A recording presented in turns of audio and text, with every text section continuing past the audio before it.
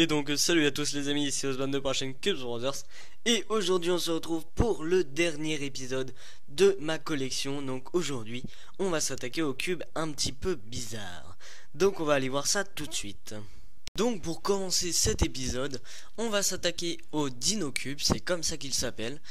Pour la petite histoire, donc pourquoi il s'appelle comme ça? Tout simplement parce que c'est un youtubeur canadien qui faisait des vidéos il y a vraiment très longtemps, je sais pas s'il en fait encore, en tout cas j'ai pas de nouvelles, qui a fait son cube à lui. Donc voilà, c'est ce style là, donc il va tourner sur les coins, voilà comme ça. Et donc son pseudo sur YouTube c'était Dinosaure 1111 je crois. Donc voilà, c'est voilà la petite anecdote. Donc ce cube est plutôt très simple, en fait c'est un espèce de 2x2 si vous voulez, qui tourne avec les coins. Donc c'est plutôt marrant à résoudre, vous voyez qu'il est cassé, hein, il est tombé une fois et la pièce s'est enlevée. Mais voilà, donc ce cube est de la marque Calvin Puzzle. C'est vraiment un cube sympa à résoudre. Après c'est vraiment pas un cube de vitesse, c'est un cube fun. Là tous ceux que je vais vous proposer aujourd'hui seront des cubes plutôt fun. Mais franchement si vous pouvez vous en acheter quelques-uns, c'est vraiment très marrant à résoudre. Et ça fait toujours joli dans une collection, toutes les couleurs qu'il peut y avoir. Donc voilà, ce cube pas grand chose à dire, très simple à résoudre, à donner à des enfants ou voilà ou même des gens qui collectionnent comme moi par exemple. Donc voilà, ce cube très sympa, tout petit et plutôt original on va dire. Ensuite nous avons ce qu'on appelle les mirror blocks ou les mirror cubes.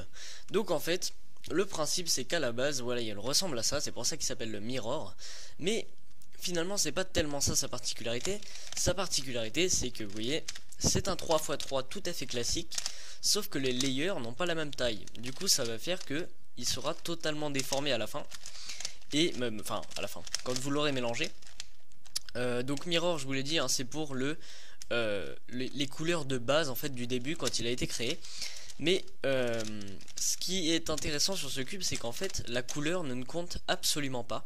Vous voyez que on peut avoir les mêmes couleurs partout, ça ne changera rien. Parce que tout simplement le but c'est que ça soit un petit peu plus difficile qu'un 3x3. Si on a exactement les mêmes couleurs que sur le 3x3 ça ne sert à rien de faire un cube comme ça. C'est vraiment le but sur ce cube, on ne se repère pas avec les couleurs mais avec les formes. Et ça c'est vraiment super marrant. Vous voyez que par exemple si on veut faire, moi je commence souvent par la face la plus fine parce que je trouve c'est plus facile à repérer. Parce que vous voyez que toutes les layers ont une taille différente. Et c'est ce qui va faire qu'on va pouvoir repérer quelle pièce va où en fait. Et c'est vraiment super intéressant et super marrant à résoudre. C'est un petit peu long au début parce que vraiment c'est assez difficile de voir les pièces. Donc vous voyez par exemple l'axe de rotation là il est pas totalement au milieu si je puis dire. Enfin il est au milieu mais par rapport à la face vous voyez c'est la pièce du milieu en fait. Mais il n'est pas au milieu de la face, il devrait être à peu près par là. Et en fait il est vraiment un peu plus bas, donc ce qui va permettre de vraiment tout déformer et de faire des trucs vraiment très jolis. Donc celui-ci est de la marque Rubix, donc c'est le premier que j'ai eu. Et ensuite j'ai eu ces deux là, donc de la marque Shengshu, qui sont vraiment super agréables à tourner, vraiment très doux.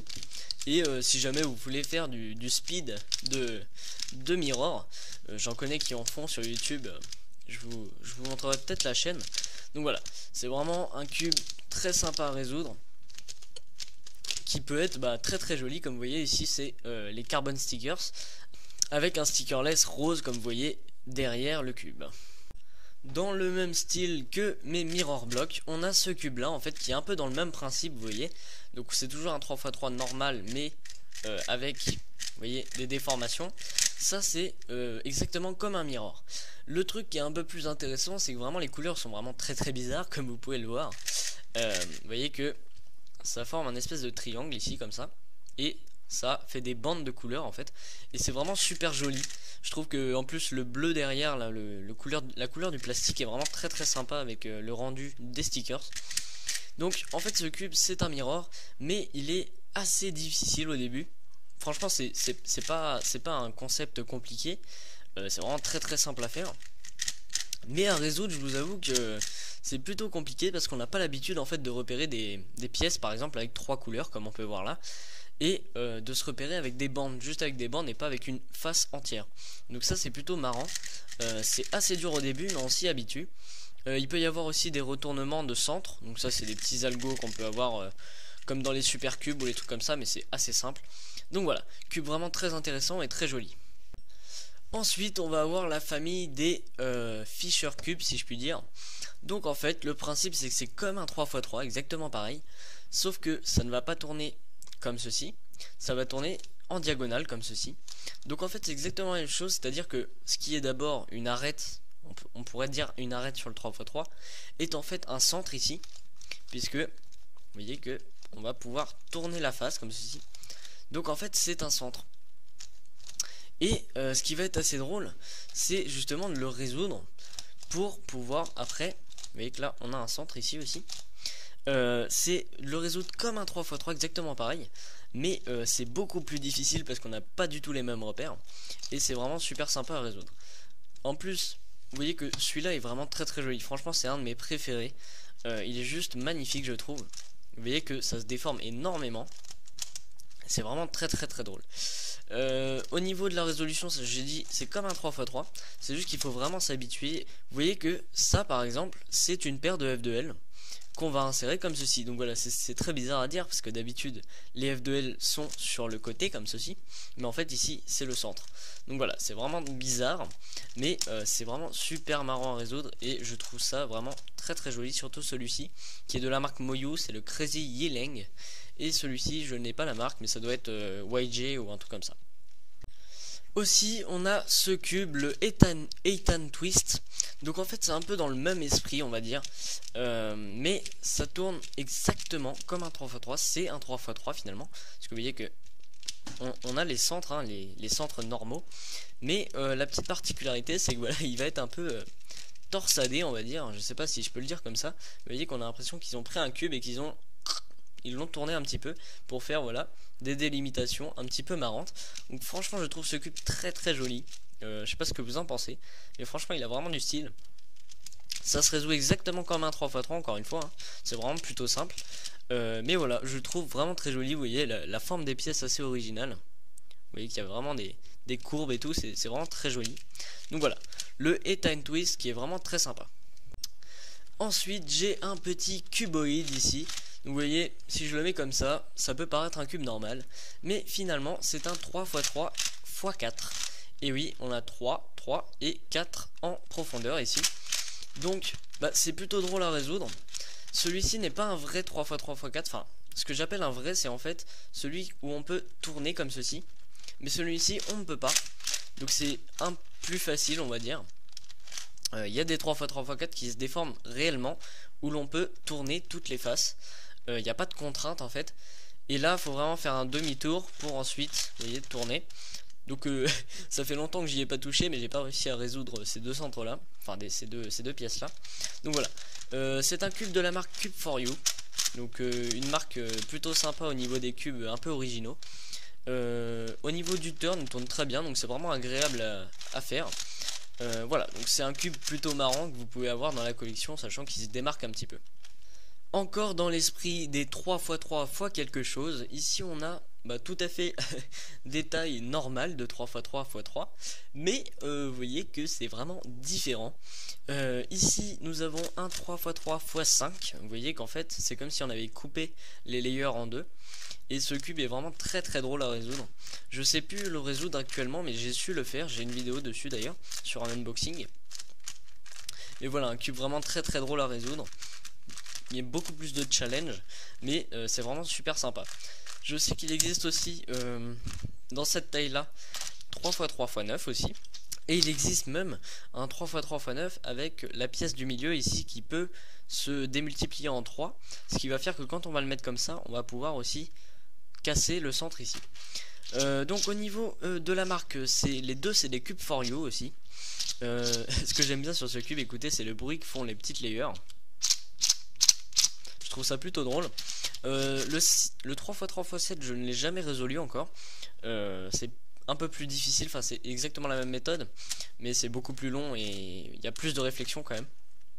Donc voilà, c'est des cubes vraiment super jolis que je trouve à avoir dans la collection, sachant que ici j'ai deux couleurs de plastique assez originales aussi.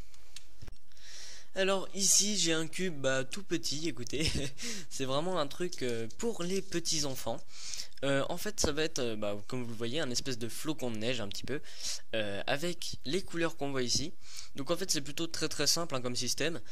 Soit on tourne comme ceci, donc sur en mode horizontal, soit on peut tourner les petits tips ici, j'appelle ça des tips mais je sais pas exactement le nom exact, et ensuite vous voyez qu'on va tourner par exemple, et voilà, tourner les petits tips pour que ça enlève l'ordre du départ.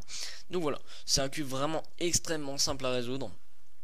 Il n'y a pas du tout de challenge là-dessus, donc c'est vraiment pour les petits enfants. Si vous êtes parents ou je sais pas, ça peut être un joli cadeau plutôt sympa à résoudre. Puis les enfants n'auront pas besoin de trop réfléchir, c'est vraiment tout intuitivement et c'est vraiment super joli. Et voilà, pour les enfants ça peut être cool. Ensuite j'ai ici un puzzle un peu spécial. C'est un puzzle que j'ai acheté au festival du jeu à Cannes en 2015 ou 16, je sais plus, non 15. Ce cube il s'appelle le Maruzenko Sphère. Bon son nom l'indique hein, c'est une sphère. Et donc on va pouvoir le résoudre donc comme un 2x2, enfin le tourner plutôt. Alors c'est un peu dur hein, comme un 2x2, donc soit comme ceci, soit comme ceci, vous voyez.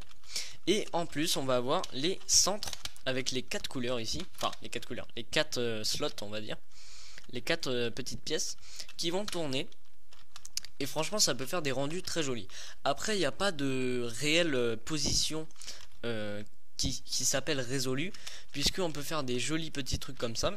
On peut aussi mettre une partie blanche, une partie noire. On peut faire juste le truc blanc là avec tout noir autour. Enfin on peut vraiment faire plein de trucs. Et ça peut être sympa aussi à voir dans la collection parce que ça se démarque énormément du reste. Et on peut faire des trucs très jolis. Je sais qu'il existe aussi 4 autres types de sphères comme ça qui vont, celle-là c'est la plus simple. Et après on peut avoir d'autres choses avec beaucoup plus de couleurs. Là c'est seulement bicolore. Et pour finir je vais vous présenter un puzzle, on va appeler ça comme ça, qui se démarque énormément du reste puisque ce n'est pas un Rubik's Cube. C'est le Inside Cube. Alors en fait j'ai fait une vidéo découverte il y a très longtemps là-dessus. En fait c'est mon père qui me l'a acheté, je connaissais pas du tout. Et le principe ça va être d'avoir une petite bille ici vous voyez. Et la bille va rentrer à l'intérieur du cube. Et je sais pas si vous voyez bien ici là, mais on a plein de petites inscriptions. On dirait des petits parcours. Et en fait c'est exactement des parcours. C'est un labyrinthe à l'intérieur. Et on a exactement 7 étages sur celui-ci. Il va falloir passer les étages en bougeant comme ça la bille à l'intérieur. Et faire en sorte qu'elle ressorte de l'autre côté ici. Donc c'est vraiment un truc super marrant. C'est très simple. Enfin simple dans la conception et dans l'idée, mais c'est hyper dur à faire, je vous jure, j'ai jamais réussi encore. Enfin, celui-ci est très simple et j'ai jamais vraiment pris le temps de réussir, je vous avoue. Mais c'est vraiment très sympa, il y a des trucs vraiment extrêmement durs. Il y a même des trucs à l'aveugle, carrément, où vous avez aucune indication et c'est à vous de trouver, enfin c'est vraiment très compliqué. Et franchement ça offre de nouvelles sensations, enfin on sent la bille qui bouge comme ça. Et il faut vraiment adapter aux petites inscriptions qui sont marquées là. Et c'est vraiment super intéressant à voir. Donc voilà, la série de ma collection est terminée. J'espère qu'elle vous aura plu. En tout cas moi ça m'a fait vraiment plaisir de vous le faire.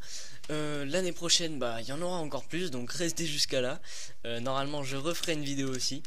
J'en ai encore plein qui vont arriver je pense. Donc voilà. Au niveau de la chaîne, je voulais vous parler d'un petit truc. Je sais pas s'il y a beaucoup de gens qui sont restés jusqu'à la fin, mais donc c'est par rapport à ce que vous voudriez voir ensuite sur la chaîne. Donc j'ai quand même quelques vidéos de prévues, mais je sais pas vraiment ce qui vous plairait. Donc dites-moi dans les commentaires si vous avez vraiment des idées. Dites-moi dans les commentaires si vous voulez un tuto, s'il y a un problème sur un cube, si vous voulez une astuce, un défi, voire même plein d'autres choses. Moi ça me va. Dites-moi dans les commentaires, après je sélectionnerai évidemment. Mais voilà, en tout cas je vous remercie d'avoir regardé cette série. Moi ça m'a vraiment beaucoup plu. Et je vous dis à bientôt pour de prochaines vidéos. Allez, salut.